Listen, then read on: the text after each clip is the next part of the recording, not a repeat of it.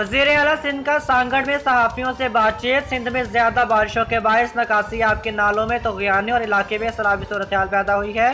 हमारी पहली तरजीह सीम नालों और नदी नालों में बड़े वाले शेगाफ को पुर करना है।